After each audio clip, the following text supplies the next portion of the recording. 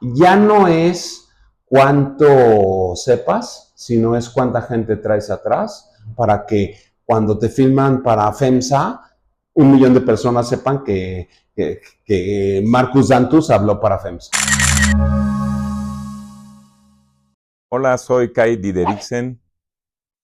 Agradezco mucho a Amazing Speaker la invitación para platicarles sobre mi vida y lo que ha sido el camino para llegar a donde estamos hoy en día.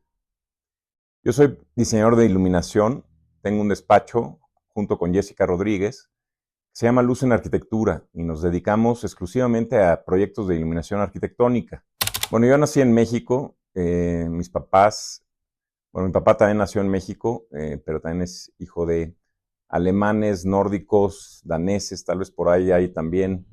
Y mi mamá es de Hamburgo, de Alemania, y bueno, pues yo nací aquí en México, entonces pues obviamente yo crecí en una casa bilingüe, en una cultura también tanto europea como pues, mezclada con, obviamente, con las costumbres mexicanas, pero pues eso me influyó mucho en mi vida, la verdad. Siempre tuve la oportunidad de estar muy en contacto con Europa, tanto en diseño como pues en todo lo que sucedía ahí de innovación. Entonces, realmente mi escuela yo la considero como europea mucho más, ¿no? Eh, Estudié aquí en México, en la Universidad Iberoamericana Arquitectura, pero antes de eso yo no sabía bien que si quería ser arquitecto o quería ser ingeniero industrial. La verdad es que saliendo de la prepa, pues te exigen ya saber a qué te vas a dedicar un poco toda la vida. Y pues mi camino pues, no estaba claro, yo sabía que me gustaba algo creativo, me gustaba algo que tuviera que ver con arte, pero también me encantaba desarmar equipos y volverlos a armar. También era muy orientado con la tecnología, con lo básico que había en esa época. Esas eran como mis pasiones. Y había una tercera pasión que es la música. Entonces yo salí de la prepa, siempre tocaba yo pues guitarra, en esa época guitarra acústica y guitarra eléctrica. Siempre fui muy empírico, no me gustaba mucho sentarme con un maestro y que me dijeran qué hacer y qué notas y qué leer, justamente las partituras y que me dijeran exactamente qué hacer. A mí me gustaba como soltarme mucho más y tratar de oído sacar las canciones. Afortunadamente, aparentemente tengo también la facilidad en ese sentido y pues iba avanzando, ¿no? Eso me llevó después a conocer a un grupo de amigos que tenían ya una banda. Algunos de ellos siguen siendo músicos y siguen tocando en bandas famosas, y siendo músicos muy buenos. Y ellos me jalaron a su banda, pues estábamos chavos, yo había salido de la prepa justamente y ellos estaban todavía en prepa. Y bueno, fue un tiempo maravilloso porque me sacó un poco de mi pues, esquema al final del día, una educación ligera, o sea, una educación ligera, pero obviamente con mucha estructura. Y entonces me fui aquí con estos amigos que eran totalmente pues libres, ¿no? Era otro ambiente. Me encantó, me marcó. Y ahí toqué el saxofón, tocábamos en una banda, pues en la época donde estaba Café Tacuba, pues, La Lupita, estaban algunos otros con Rita Guerrero también y su grupo. Bueno, pues fueron tiempos maravillosos, hasta que mi papá me dijo, bueno, pues está padrísimo que estés así, pero pues ya ponte las pilas, estudia algo. Y entonces me fui a Alemania a tratar de, pues con la tradición de mis dos hermanos mayores, que habían estudiado en Alemania, pues yo también como que decía, lo que debía de seguir era irme para allá. Entonces me metí, pero no había arquitectura, entonces me metí en ingeniería civil y híjole, eso sí no me gustó nada, ¿no? Eso se me hacía como, como cubos de concreto difícil, ¿no? Y a mí me encantaba, pues más bien esto, yo venía pues obviamente de tener mi banda, venía de México, o sea, con la sangre mucho más ligera, ¿no? Entonces decidí regresarme a la Ibero y estudiar arquitectura y fue increíble, o sea, yo creo que tuve un tiempo padrísimo. Mi papá que era de la UNAM, ingeniero civil, me trató de convencer que me cambiara a la UNAM porque él pues, era totalmente Puma, ¿no? Él le encantaba toda esta idea de que, más bien no le gustaba que yo estudiara en una escuela,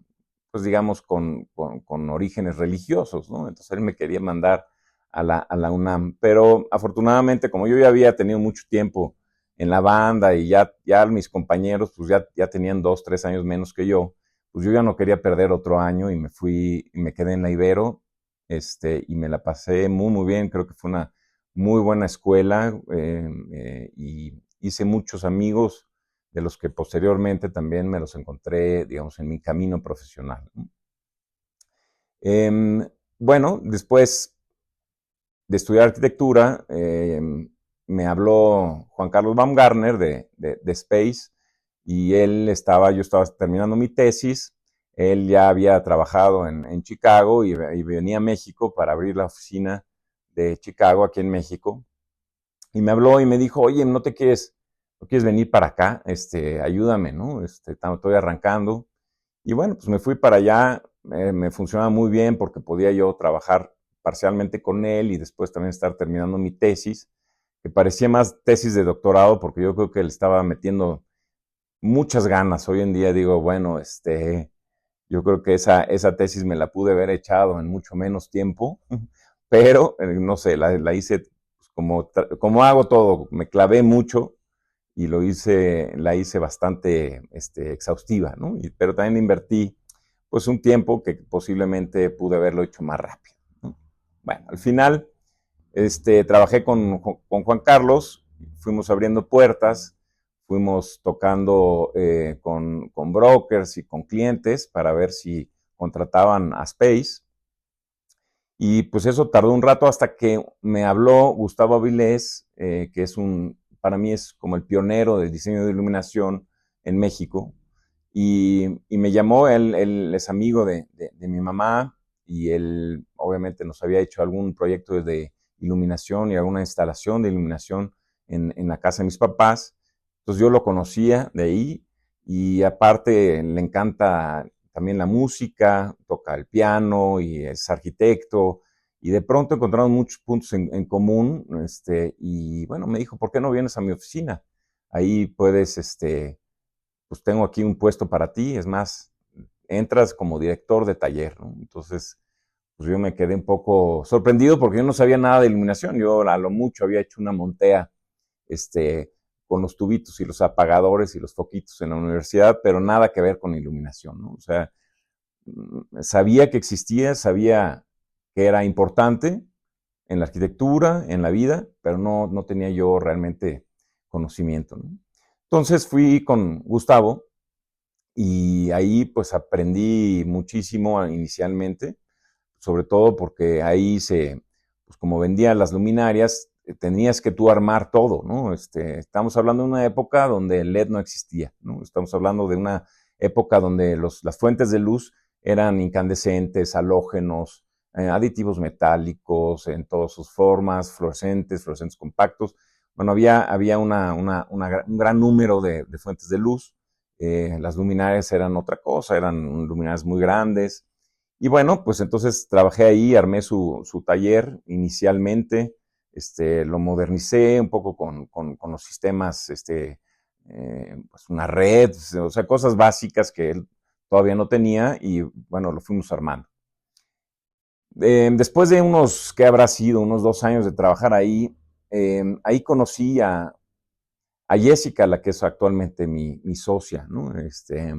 Era parte del equipo y bueno, pues finalmente nos entendimos muy bien, también que también nos asociamos en la vida, pues, o sea, años más tarde nos casamos, también, entonces somos tanto socios en el trabajo como socios en la vida, ¿no? Entonces esa es una condición, pues, particular, ¿no? Muy especial y que ha permitido también diseñar tanto la oficina como la vida en función a un objetivo común. Bueno, ya desde trabajar con Gustavo, le conté a mi hermano que vive en Brasil, él es un diseñador industrial, mi hermano mayor, Lars, y él le comenté de que estaba yo ya dedicado a la iluminación y que me gustaba mucho.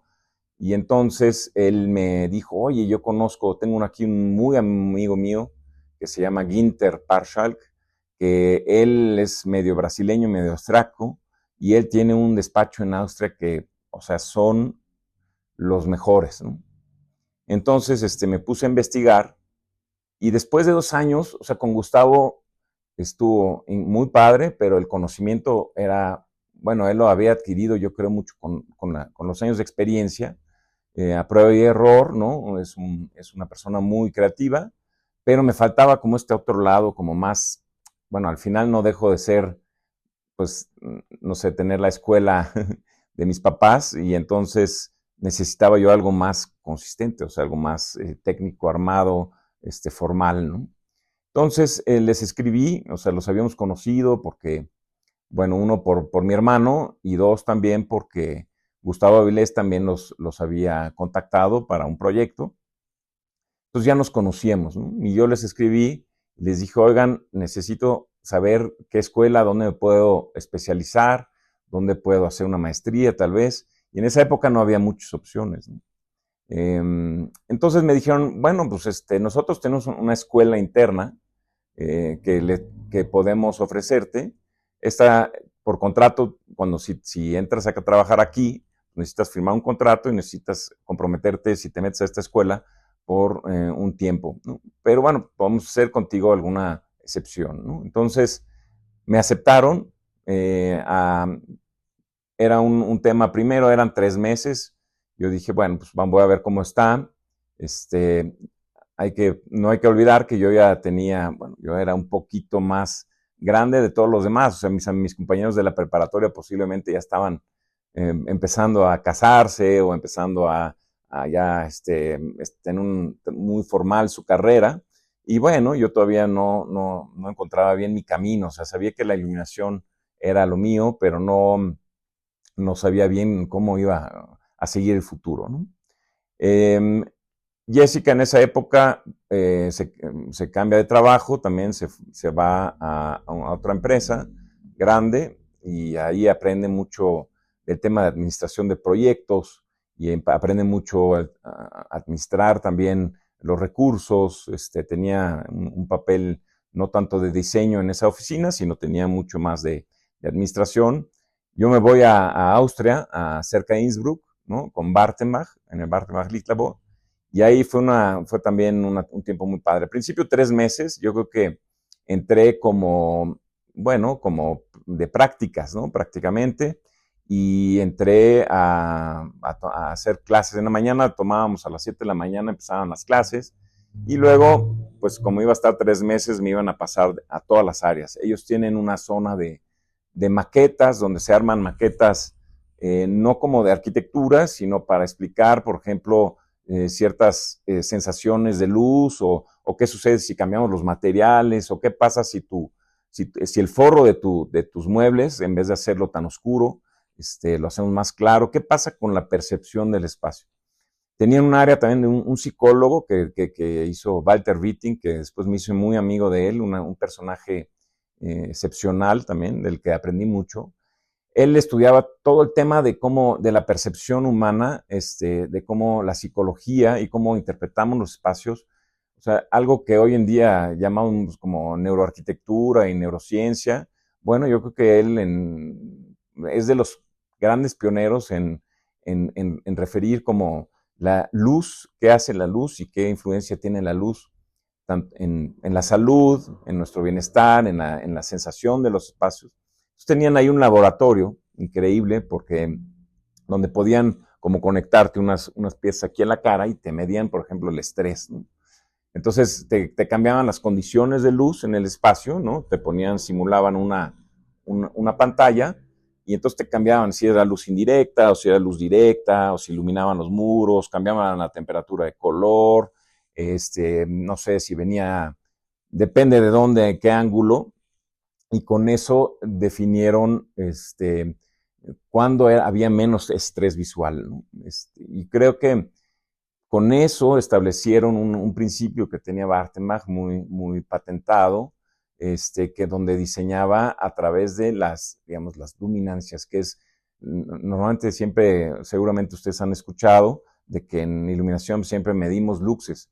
Bueno, pues los luxes no los vemos, o sea, la percepción de claridad no viene con los luxes, sino viene con la luminancia, que es candela por metro cuadrado, y ellos diseñaban en función a eso. Entonces, al final, donde tenías menos estrés visual en la combinación de la luz, tanto en tu campo visual primario como secundario y terciario, medían la luminancia de los diferentes zonas del espacio, ¿no? Y con eso te hacían te establecieron una ley, ¿no? Llamémoslo así, que tenías tú que cuidar cuando diseñabas, por ejemplo, una oficina, ¿no? Entonces, obviamente eso influye en la reflectancia de los materiales, tanto de la superficie de la mesa como de los muros, influye cómo debes de proyectar la luz, si directo, indirecto, si más hacia muros o más hacia tu mesa, qué temperatura de color prefería la gente.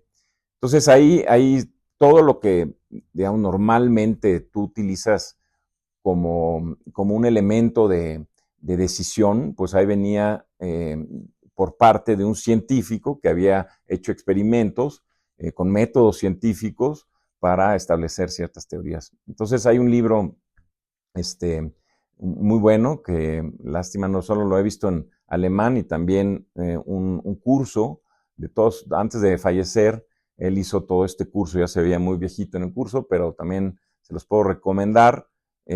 Witting Leyet, se llama Witting, Walter se llamaba él. Vale la pena si te interesa el tema también como arquitecto o como pues, especialista en iluminación.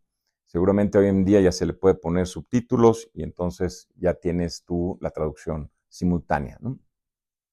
Bueno, en las otras partes donde colaboré, pues fue en el taller de diseño, en desarrollo, ¿no? Tienen una zona ahí en Bartenbach también que son físicos y son matemáticos, y ahí, por ejemplo, lo que hacen es, no sé, tú necesitabas una luminaria que estaba, o sea, un reflector o una óptica que estaba a 1 metro de distancia y necesitabas iluminar exactamente una franja, entonces ellos te diseñaban la óptica, en el taller de maquetas se armaba esa óptica, se cortaba, digamos, la parábola o la forma del acrílico, por ejemplo, de alguna manera que el físico determinaba, y entonces tú armabas la maqueta de la luminaria y la podías pues, probar y efectivamente te daba ese haz de luz, o lo ibas perfeccionando poco a poco. Y esa maqueta, por ejemplo, la llevabas tú a un fabricante.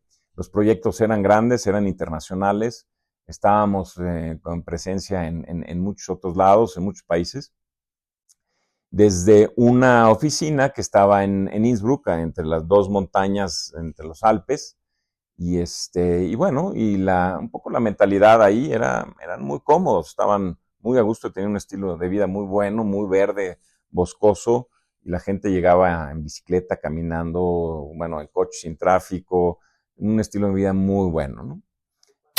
Bueno, ahí en ese lugar, algo que me destacó, digamos, al principio, pues yo iba nada más 3 meses y me ofrecieron quedarme más tiempo primero, ¿no?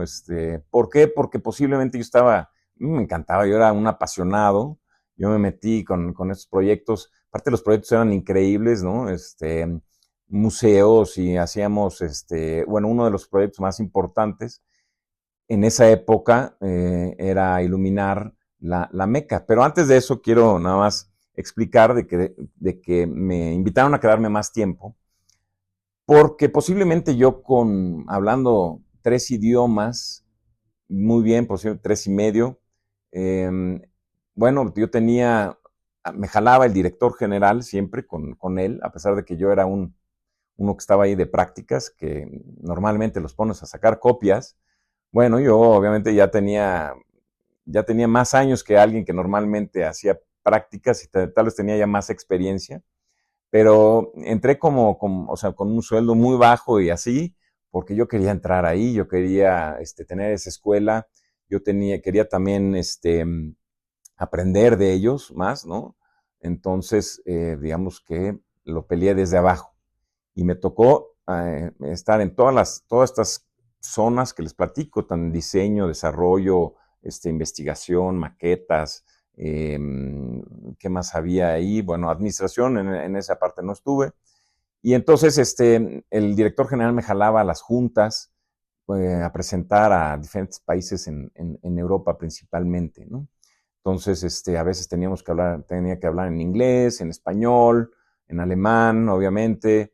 Y bueno, pues él, aparte, bueno, ellos son tiroleses, entonces tienen un poquito un dialecto, un acento, ¿no? Entonces, él me decía, tú habla, porque tú hablas el alemán, digamos, que le llaman el Hochdeutsch, que es el alemán, digamos, estándar, ¿no? Llamémoslo así. Y con eso aprendí también a estar ahí enfrente del cliente, a platicar, a hablar frente a él, es muy importante, ¿no? Puedes saber cantidad de cosas de iluminación, de arquitectura, pero si no te sabes plantar frente a un cliente y platicarle tu idea, bueno, pues obviamente no vas a llegar muy lejos, ¿no? Eso pasó. Para entonces yo le había hablado a Jessica y le había dicho, ¿por qué no vienes aquí a Europa? Y efectivamente vino ella a alcanzarme y ahí empezamos prácticamente nuestra historia juntos. Y le dije, lo prometo que es un año más, un año y nos regresamos a México. Porque, bueno, porque para mí era padrísimo, yo estaba en el laboratorio, yo ahí trabajaba en los proyectos más interesantes y ella pues estaba trabajando, había dejado de trabajar justamente en México para irse a seguir este proyecto en conjunto, ¿no? Entonces, para ella fue muy difícil porque también el idioma hablan ahí un dialecto del alemán, entonces le costaba mucho trabajo moverse, casi no hablan inglés, aunque están en el centro de Europa. Entonces estuvo difícil, pero ella dijo, yo lo voy a hacer durante el resto del año y nos regresamos. Bueno, entonces yo trabajaba en un proyecto que es para iluminar la piedra sagrada de los musulmanes, donde van a peregrinar, donde cada musulmán debe de ir a peregrinar, en Saudi Arabia, y tienen esta gran construcción en esa época, ahora ya existe, ya se realizó finalmente, pero en esa época se iban a poner unas como grandes parasoles, como sombrillas gigantes, porque los peregrinos, pues obviamente están ahí, en la noche hace frío, en el día hace un calor tremendo, y para protegerlos un poquito, ¿no? Entonces, a Bartenbach lo contrataron para iluminar la piedra. Es como un bloque negro al centro, y bueno, si no eres musulmán no puedes entrar. Teníamos a un ingeniero que había trabajado con Fray Otto, especialista en estructuras ligeras, ¿no? Tal vez conocen el estadio de Múnich, el viejo, del 72, que era como esta cubierta como tensa. Bueno, él había sido alumno de él, se había cambiado al Islam, y entonces él podía tener esta relación y él tenía este contacto, y él contrató también o propuso a este despacho donde yo estaba, Bartenbach Lichtlabor. Y entonces, bueno, era súper interesante. Los que financiaban, estamos hablando de 2001, época del tema de las Torres Gemelas, que todos nadie vamos a olvidar. Y bueno, pues en esa época, en mi equipo, o sea, donde yo estaba, se estaba haciendo la iluminación de esta piedra y hacíamos maquetas, en verdad, posiblemente de la mitad del tamaño de este espacio. Lo que queríamos enseñarles era, nosotros nos estábamos metiendo en estos pasamanos, llamémoslo así, para meter ahí unas luminarias especiales que estaban ocultas ahí dentro no eran como reflectores que se habían puesto así, sino eran como unos reflectores que hacían una parábola, iluminaban indirecto, o sea, la fuente de luz primaria estaba así, iluminaba hacia allá y esto se dirigía hacia la piedra.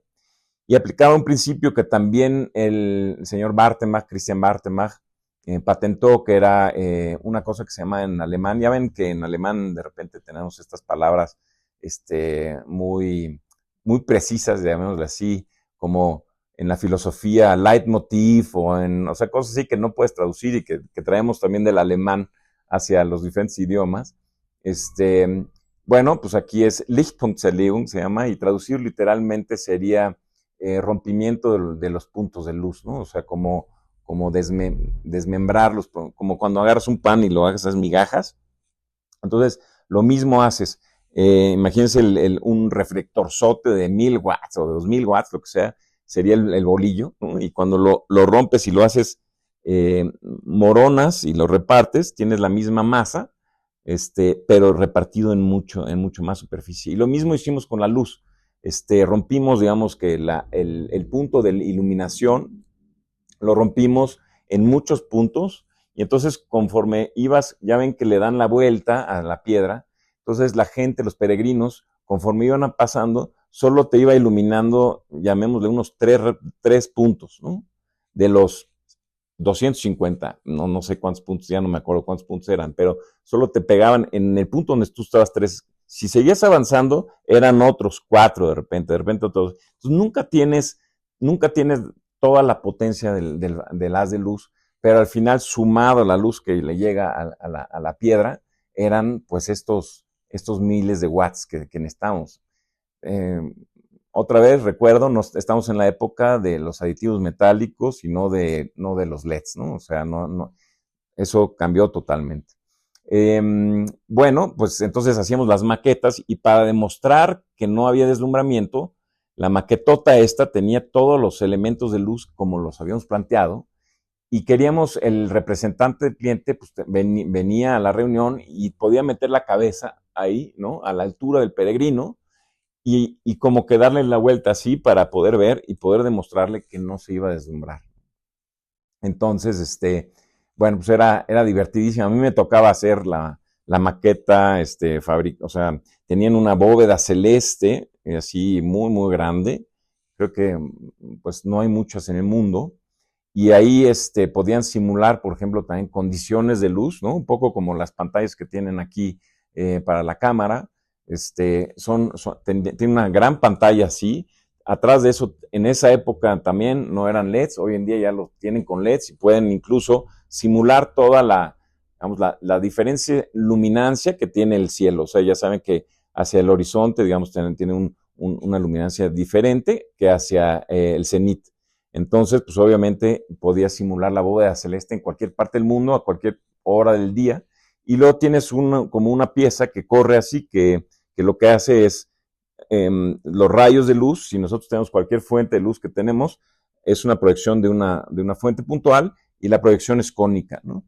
Los rayos del sol también, en teoría también son, pero por la distancia que hay, prácticamente los contamos como una proyección paralela. Lo que tienes para simular el sol, tienes que generar una proyección paralela también de los rayos de luz. Entonces, pues obviamente es como un plato donde la fuente de luz primaria llegaba, y a través de miles de espejos, lo que hacía es que de una proyección cónica se llevaba a una proyección paralela para generar, o sea, para visualizar las sombras.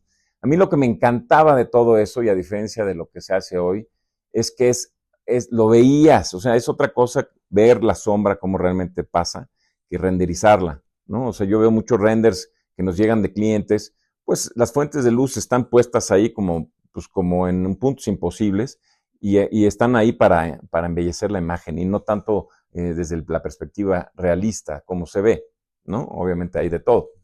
Pero bueno, me encantaba esa idea de tener pues esas maquetas de luz, y en paralelo trabajábamos, por ejemplo, con un despacho que se llamaba SOM en Nueva York, en la nueva bolsa de valores. O sea, se estaba haciendo el edificio para el nuevo Wall Street. Luego estábamos haciendo también Changi en Singapur, el aeropuerto, la Terminal 3, que ahí está, ¿no? Ahí lo pueden ver también. No es esta que acaban de terminar con esta gran, digamos, fuente de agua al centro. Esa es más nueva. No, estoy hablando de un proyecto. Es como una sala, y también tiene como unas alas como, decíamos como de mariposa, porque se abren y se cierran para meter la luz natural. Bueno, estábamos haciendo esos 3 proyectos cuando pasó lo de las Torres Gemelas, y obviamente pues se paró todo el proyecto, todos los proyectos un tiempo, ¿no? Fue un periodo muy confuso, yo me acuerdo, pues que no sabíamos bien qué iba a seguir.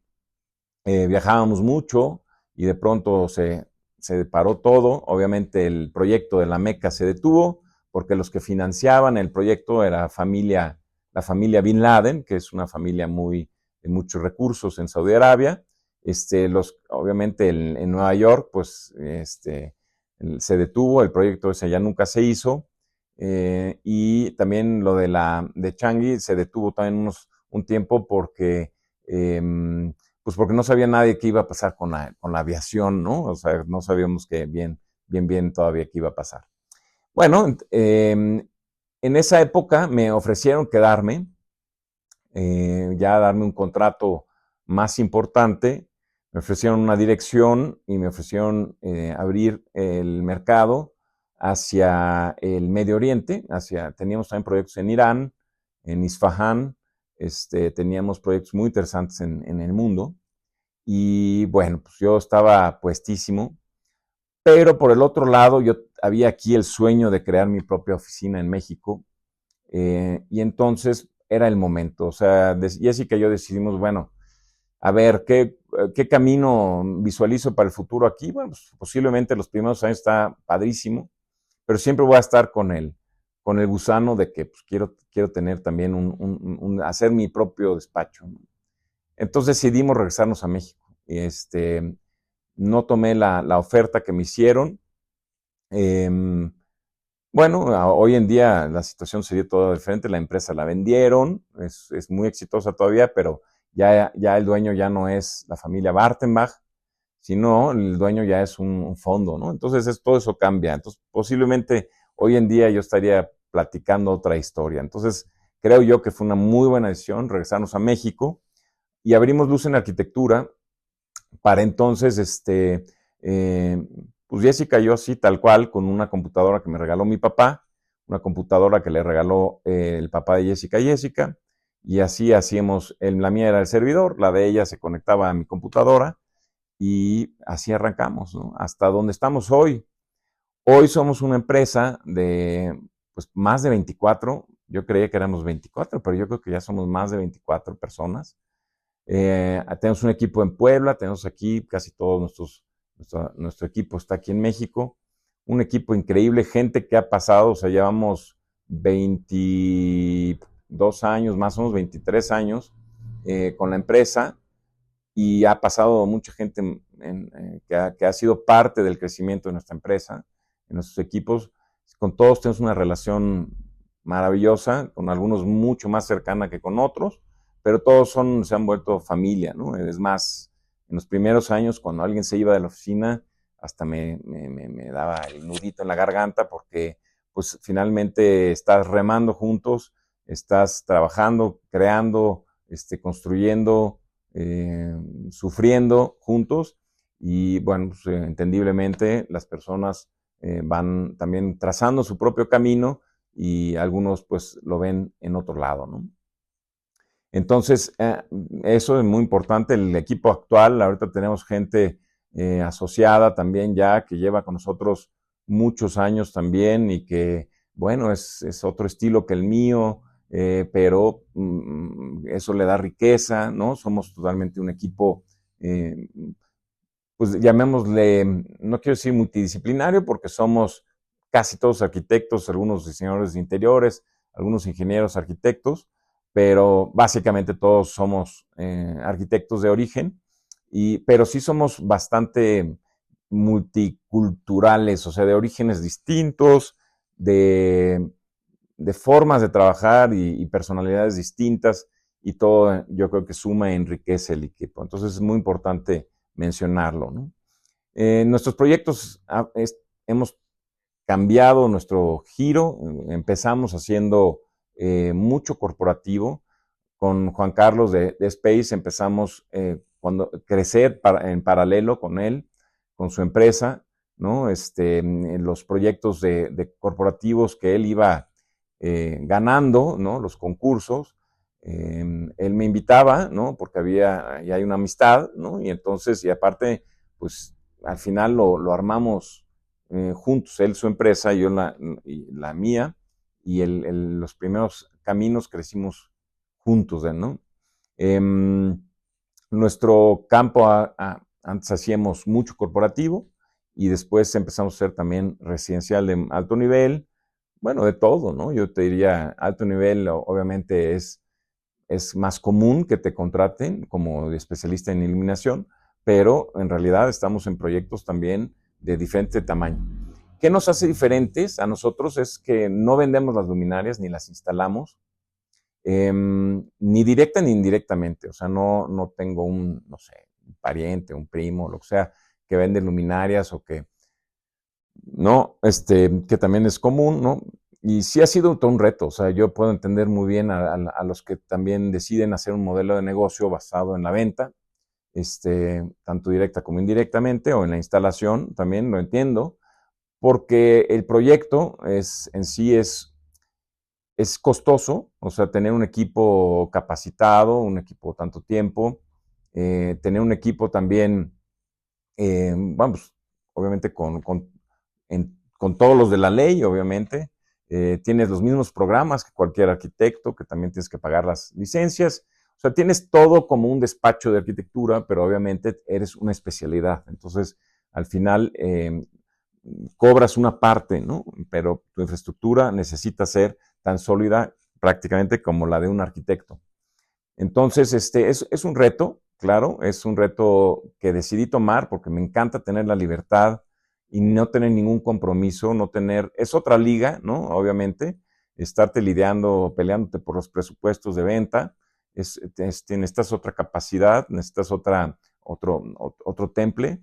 A mí me encanta el diseño, me encanta interactuar con arquitectos, con interioristas, con paisajistas, con el cliente. Trato de entender también cada proyecto. El reto es desarrollar la iluminación. No hay fórmulas, no diseñamos por luxes. No sé, cada uno tiene una aproximación distinta, ¿no? Lo importante de entender es que en un proyecto de iluminación hay muchos actores con los que nosotros tenemos que interactuar, ¿no? Empecemos por el arquitecto. Normalmente quien me contrata es el arquitecto, el que me propone en su equipo, ¿no? Entonces, pues tiene que haber química definitivamente en la forma de ver la arquitectura, ¿no? En la forma de ver los espacios, ¿no? Luego está la otra parte, que es el cliente. Bueno, pues el cliente tiene que entender qué beneficio le trae el diseño de iluminación o tener un proyectista de iluminación. ¿Y qué beneficio le trae si el proyectista de iluminación no te va a vender la luminaria, ¿no? Es muy importante porque, no sé, si te vas me pasa cuando quiero comprar, no sé, el otro día fuimos a comprar a buscar una lavadora de trastes y te vas a un lugar donde la persona que te atiende pues trae una etiqueta aquí de que representa una marca y obviamente va a tratar de venderte su marca. Y yo siempre lo que entonces siento es que, vaya a ver, espérame, ¿me estás asesorando en serio o sea, de acuerdo a mis necesidades, o realmente me quieres vender eres un vendedor al respeto del trabajo, pero pues, ¿qué tanto pues, estás haciendo la venta sin escuchar exactamente mis necesidades? Nosotros al revés, nosotros lo que hacemos es que escuchamos bien el proyecto. O sea, cuando arranco un proyecto yo no sé qué vamos a especificar, qué luminarias. Y conforme van pasando el proyecto, pues obviamente vas haciendo primero la propuesta ideal, técnicamente ideal, estéticamente ideal. Y conforme va pasando el tiempo, pues obviamente el cliente tal vez te dice, oye, no tengo este dinero, o para la iluminación tenemos este presupuesto. Y entonces lo que hacemos es tratar de encontrar alternativas que, bueno, no perder el concepto, no perder la esencia del proyecto, pero bajarnos de presupuesto. Si de plano hay una forma o sea, un paso que ya vamos a cambiar de liga, no sé, si te vas en un coche y de pronto, pues, oye, ya ahorita ya no tiene bolsas de aire, bueno, ya cambia de categoría de seguridad del coche. Bueno, lo mismo hacemos nosotros con la iluminación. O sea, a partir de este presupuesto lo podemos hacer, pero ya cambia de categoría. O sea, ya no me pidas, no sé, cierta UGR en las luminarias o digamos, ciertas condiciones cuando tienes unos bañadores, que tengas un baño de luz muy bueno, ¿no? Ópticamente muy bueno. Entonces, está claro, o la calidad, o la atenuación, ¿no? Entonces, eso, pues creo que hace una gran diferencia el tener esa libertad. Yo la disfruto a pesar de que posiblemente el gran negocio de la iluminación, pues tal vez esté en la venta, no lo sé, eso me lo han dicho así. Yo puedo, no me he arrepentido ni un solo minuto del camino que tomamos. La gente que se une con nosotros pues, también cree en diseño, cree en proyectos, valora la libertad, ¿no? Y eso yo creo que es muy, muy, muy importante y entender dónde estás. Oportunidades en el campo de la iluminación, yo también lo veo como en la parte más científica, en la parte más de investigación. Hay poca investigación. La cultura en México, no los puedes comparar con las investigaciones que se hicieron en el, no sé, en el MIT o en Europa, pues porque eso, el público es diferente, ¿no? El clima es diferente, la luz allá afuera es diferente, ¿no? Aquí en México tenemos condiciones distintas a mucha gente que en el resto del planeta. Entonces yo creo que hay oportunidades y me encantaría en un futuro poder dedicarme mucho más a la investigación también y hacer estudios, ¿no? Nos tocó un momento importante en estos 22, 23 años de oficina, que fue el cambio de una época análoga a la época digital, ¿no? En todos los sentidos, o sea, las computadoras, en las fuentes de luz, nos cambiaron mucho. Les digo que cuando empezamos eran incandescentes, halógenas fluorescentes, fluorescentes compactos. Entonces tenías que aprender las diferentes tecnologías de luz y las diferentes bulbos. Nos expresábamos también diferente en watts, ¿no? O sea, tú podías comprar una lámpara que tuviera, no sé, 50 watts, 35 watts, 20 watts. La lámpara no cambiaba, podías cambiar un poco la intensidad con eso, ¿no? Regularla, atenuarla, era o no se podía de plano, ¿sabes? En aditivos metálicos, era muy complicado. Fluorescencia también tenía una cierta complicación y también un costo adicional importante. Y en la incandescencia, que era muy fácil de atenuar, ¿no? Bueno, eso cambió y llegamos al mundo digital, donde todo se convirtió en LED. La transición fue muy complicada. O sea, el LED entró al mercado con el lema de que iba a ahorrar energía, ¿no? Ya parecía que no importaba nada. Al estar dedicados al diseño, obviamente el ahorro de energía es un punto importante, pero para mí lo más importante en diseño pues es lo que le hace nuestro diseño a las personas que habitan el espacio, ¿no? Ya sea a través de la arquitectura, ¿no? A través del espacio físico o a través de, pues muchas digo, no nos vamos a meter en temas, digamos, técnicos de iluminación, pero bueno, a mí lo que me importa mucho es la parte visual, estética, la parte emocional de la luz, la parte de la reacción y cómo nos afecta en la salud, en el bienestar. Con el LED lo que importaba únicamente era el ahorro de energía, ¿no? Entonces, todo el mundo te buscaba o todo el mundo estaba influido porque decía, oye, ¿sabes qué? Quiero que pongas LEDs porque quiero ahorrar energía, ¿no? Los primeros LEDs, muchos años fueron terribles, o sea, era una luz muy fea, teníamos una reproducción de color, o sea, digamos que representaba los colores de una forma horrible, en fin, había muchos problemas, ¿no? No se podía atenuar, o sea, yo creo que la tecnología fue más rápida que el mismo conocimiento de la gente que fabricaba las luminarias.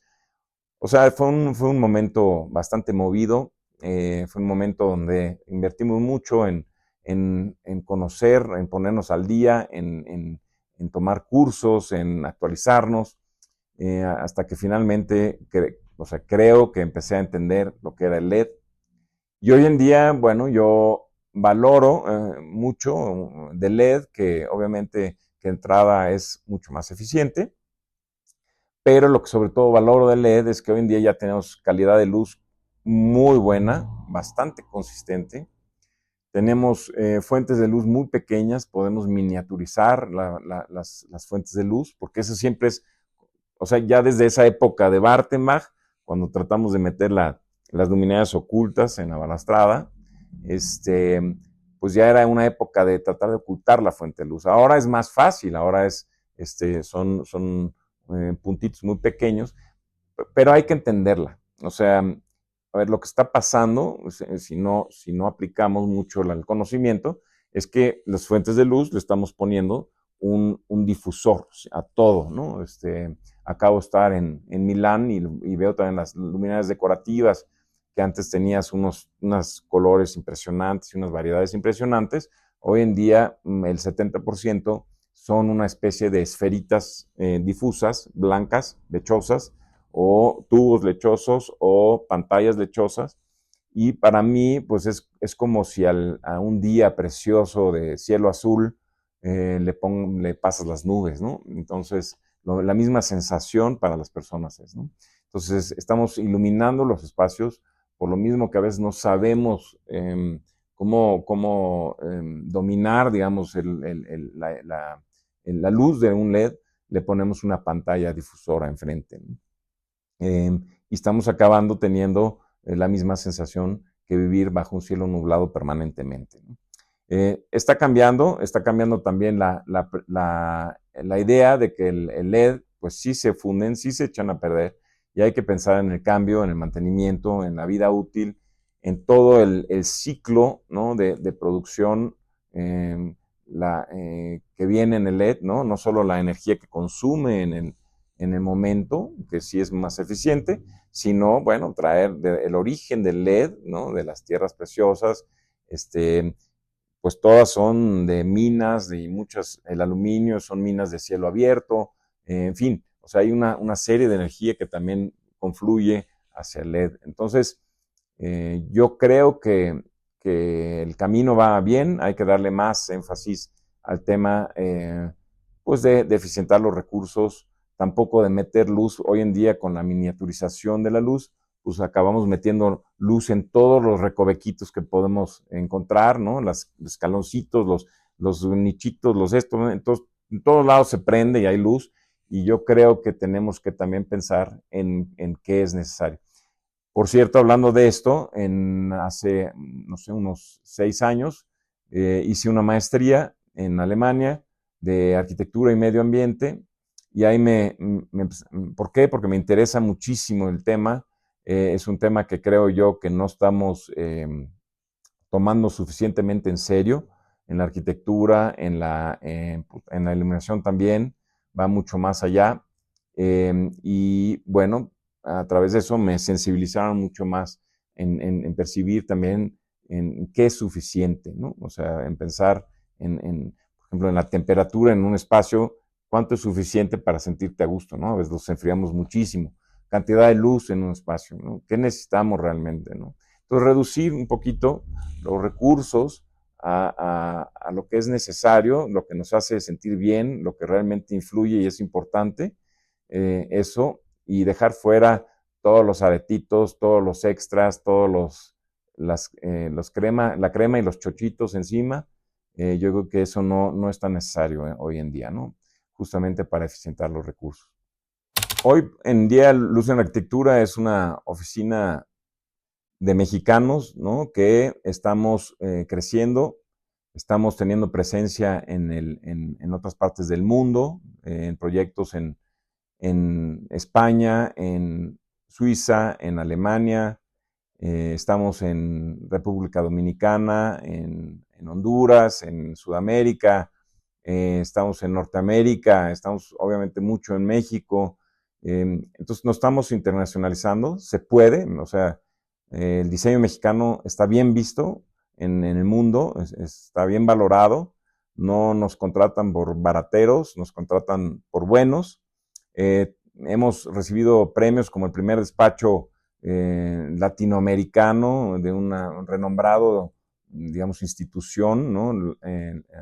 Lighting Design Awards, en 2 ocasiones. O sea, la primera vez fuimos el primer despacho latinoamericano, del cual estamos muy orgullosos. En otros también Lit Awards, que no son, o sea, son muy buenos, pero no son tan específicos o tan, digamos, tan concurridos como estos primeros que les menciono. Tenemos también la idea, justamente de volvernos un despacho mucho más, digamos, design oriented, ¿no? O sea, en todos los sentidos, ¿no? Poder también crear luminarias específicas, o sea, un poco bajo la influencia de los que les platiqué al principio de Bartenbach. Me encantaría también poder, digamos, hacer una oficina donde trabajemos mucho más holístico y menos únicamente como lo hacemos tradicionalmente en México, que son planos y especificaciones. O sea, me encanta pensar en lo que les mencionaba del estudio y de investigación, de hacer maquetas de luz, como para investigar, para estudiar, para presentar. En fin, vamos por muy buen camino. Agradezco a mi equipo infinitamente porque son parte fundamental de él. Y nada, si les interesa profundizar un poco más sobre Luz en Arquitectura, los invito a seguir nuestras redes. Estamos en Luz en Arquitectura en Instagram. Estamos, también mi personal es Kai Dideriksen, también en Instagram. También los invito a seguir ahí un poco más. No hablo, son más temas pues, de mi vida personal. En la de la oficina son mucho más hablando de proyectos y de cómo han sido los procesos. Y le agradezco mucho a Amazing Speakers por la invitación. Gracias a ustedes por aguantar este tiempo de la historia, un poco de mi vida. Tal vez les sirve como inspiración un poquito para los jóvenes de que se puede, de que hay muchas oportunidades. No todos tenemos que ser diseñadores, no todos tenemos que ser arquitectos, no todos tenemos que diseñar aeropuertos ni diseñar el museo más grande del mundo, ¿no? Yo creo que con pequeños granitos de arena que ponemos, ser consistente, ser congruente, creer que las cosas se pueden ser diferentes en México. No somos ni corruptos, ni flojos, o sea, todas esas etiquetas que nos ponemos nosotros mismos. La verdad es que crean en el diseño mexicano, crean en que las cosas se pueden hacer mucho mejor. Somos un país donde se hacen las cosas maravillosas. Así que, para adelante, afortunados de que estamos en este país, en este planeta, en este momento de la historia. Y pues nada, gracias.